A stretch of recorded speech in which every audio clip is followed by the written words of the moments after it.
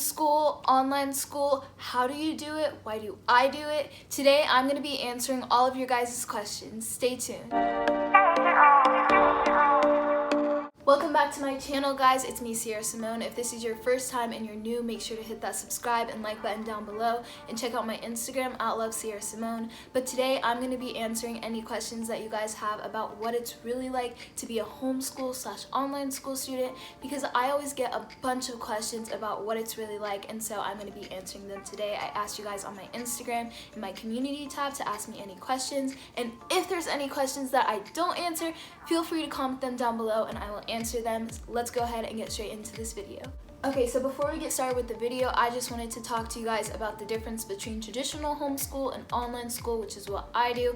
I go to an online virtual academy, so I basically still have 7 teachers, I still have classmates, I'm still talking to my teachers every day, so it's basically everything that you would have in a public or private school setting, except I'm just doing this all from home. But then I have my brother, for example, who my mom traditional homeschools him, and she's guiding him. She bought a curriculum and she follows that, so that's what you would do if you were doing traditional homeschool.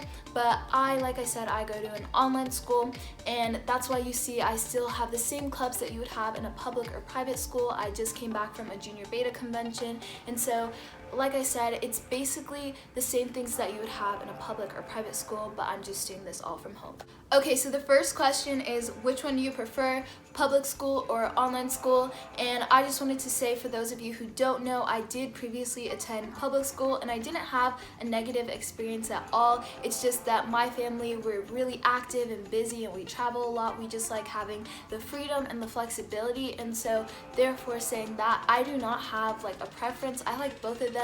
I feel like both have their pros and their cons. Like I said, you have freedom and more flexibility. So like I said, I don't really have a preference, but next year I'm going into 9th grade. I'm going to be in high school, and so I'm going to be doing a private hybrid school, which is basically where you go into school 3 days a week and then you are homeschooled the other 2 days of the week, and so it's basically like the best of both worlds. So make sure to stay tuned for that, and I'll talk about that a little more later. But yeah, like I said, I don't have a preference. Okay, so the next question is it helpful? And I would say that for me it is, because I'm a self-motivated and like driven person. I'm able to work ahead. Like I have only a month of school left and I'm almost finished, and so I would say that if you're like a self-motivated person, you can go ahead, you can go at your own pace, then it is right for you. But homeschool and online school is not for everybody. Like I said, you have to be really independent, and my parents always talk about that's the same as college, and we're just really trying to like prepare me for college, and so it is good that this like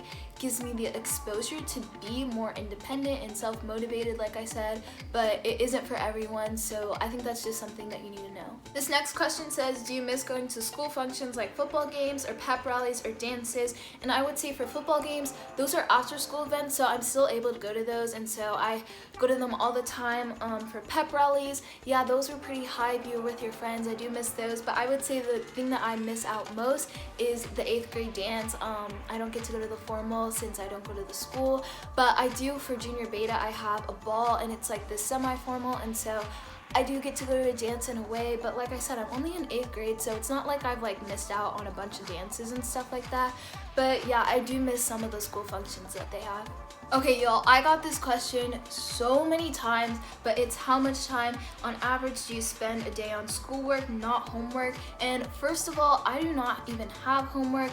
As most of you guys know, I am an advanced student. I still have a pretty like hectic workload or whatever, but I do not have to do homework. Once I'm finished with my schoolwork, I'm done for the day. And like the thing about online school is that when you're working, it is grind time. I'm usually not like doing other things. I'm just focusing on my schoolwork for that time, and then like I said, once I'm done, I'm done. I don't have homework after that, and that's why a lot of people like athletes or like actors or stuff like that, that's why they love homeschool, because you're able to just do what you want in that amount of time. And so as far as like how much time does that take me, usually about 2 to 3 hours. I usually do like 2 to 3 classes a day, and I'll get into that more, but like I said, it does not take me long at all to do school. This is another one that I got a lot, and most of these questions are repeated, but it says, do you have a lot of free time / like more time to do stuff? And I would say yes you do, but for me I don't, because my family, we're just so active. Like I have junior beta, I volunteer, I have sports, my brother plays sports, like we just have so many things that we're doing. We're involved in the church, like all kinds of stuff. And so I would say yes you do, but it also depends on what you put on your plate, if that makes sense. Okay, so the next question is, what is your schedule like? And usually I'll wake up at about 8 a.m. and then I'll eat breakfast, do my devotional, really just like give myself time to wake up, because that's one of the benefits of homeschool. You just have that time, you have all day to do your work. So I just try to give myself time to wake up, and then I'll usually start around like 9 a.m. I'll try to do like one class, typically an easier class, like an elective or something. For me, that's ed tech, and it's basically, it teaches you like how to use Microsoft Word. And so I'll do that. It takes me nothing but like 5 minutes, and then if I have some time, I'll usually like work on an actual class, and I usually don't finish because I have these things called live lessons, and it's basically this app called Adobe Connect, and your teacher gets on and she has a PowerPoint in this room, and then you have a chat pod and all your other classmates are there. You have a private chat so you can also talk with your friends, and then you have the chat where everyone can talk, and then you have a Q&A pod where if you want to send a private message to your teacher, you can do that. And she's basically on a microphone. She can't hear you unless she gives you mic rights, which usually we don't get, but if she wants to ask you a question, then maybe she will give you mic rights. But we have those, and it's basically reviewing what we're going over that week, and they're just really helpful. Sometimes we'll do Kahoots in them, and I'm sure a lot of you guys are probably familiar with Kahoots, but we do that a lot. Sometimes we'll also do quizzes or Nearpods. So we're just basically reviewing what all we have that week, and we have those every day except for Wednesday, and they're an hour each day. So it does take out some time of your day, but it's honestly worth it, because if you don't go to live lessons, some things could be said that you need to know. So I definitely recommend that. But I have that, and then after live lesson we have this thing called open live lesson, and it's basically just like a drop in drop out kind of thing. And so if you have a question, you can ask your teacher, and that's really the time that you need to ask, because it's really hard communicating through like email.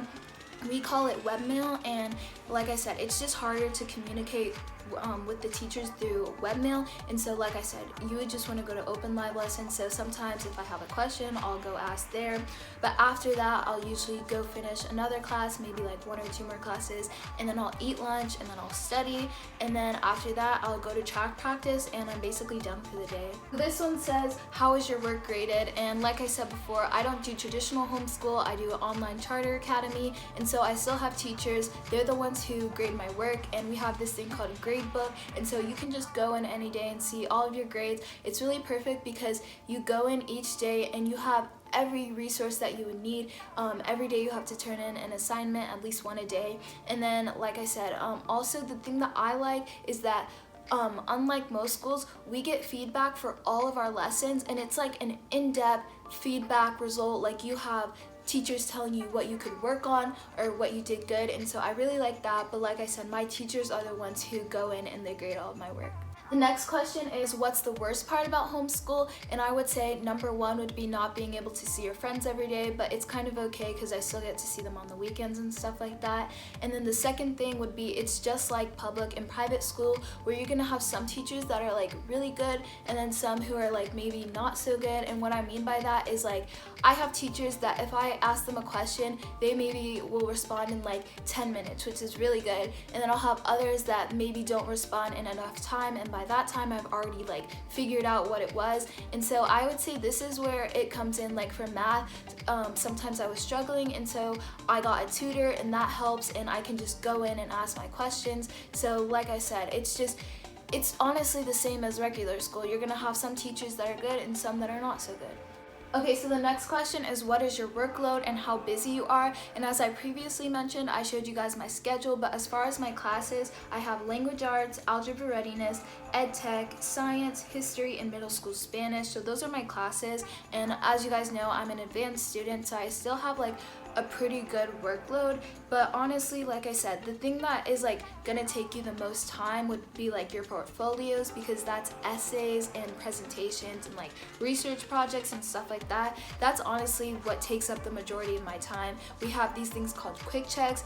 Those are like formative grades, and then you have quizzes and then tests. But like I said, the thing that's going to take up the most of your time is your portfolio. Next question is, how often do you have tests/quizzes? And for me, like I was saying, we have these things called quick checks. We'll usually have about 3 of those, and then you'll have a quiz. So you're basically having quizzes pretty often, and that's, like I said, every like 2 to 3 quick checks, which will usually take you about like midway. So you'll probably have like a quiz on like a Wednesday or something like that, and then we'll have a couple more lessons, and then you have a portfolio, and then after that you'll have a couple more, and then you have a test. So usually you're taking your test by like the 12th lesson of the unit, and so yeah, that's basically how it works. The next question is, do you get to go on vacation whenever you want? Yes, I do. And first of all, I'm still on the same schedule as everybody else is, and so I still have the same breaks and stuff like that. I just don't get like snow days and stuff, but I do get to go on vacation. As you guys previously saw, I went on that junior beta convention, and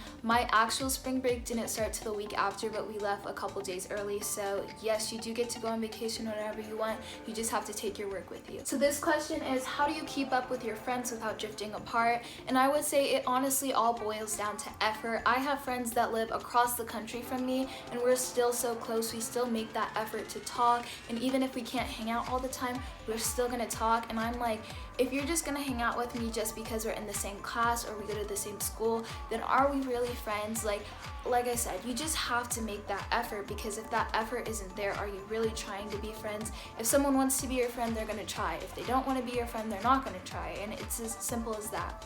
So this one says, do you still take the standardized testing? Yes, I do. I actually just finished those last week. We went in Monday, Tuesday, Wednesday, Thursday, Friday, and you basically just go to a location. For some people that might be like a library or a university, but you go in and you go take the test at a site, kind of similar to like the ACTs and SATs, and so yeah, I still take the standardized testing. Thank you guys so much for watching this video. I hope that this helped you guys to just understand what homeschool/online school is like. And like I said, I've had a positive experience. You guys know what I'm doing next year for 9th grade. And like I said, I just hope that this helped you guys a little bit more. Thank you guys so much for watching. I'll see you guys in the next video. I love you guys. I mean that. I really love you guys. Peace out. Bye.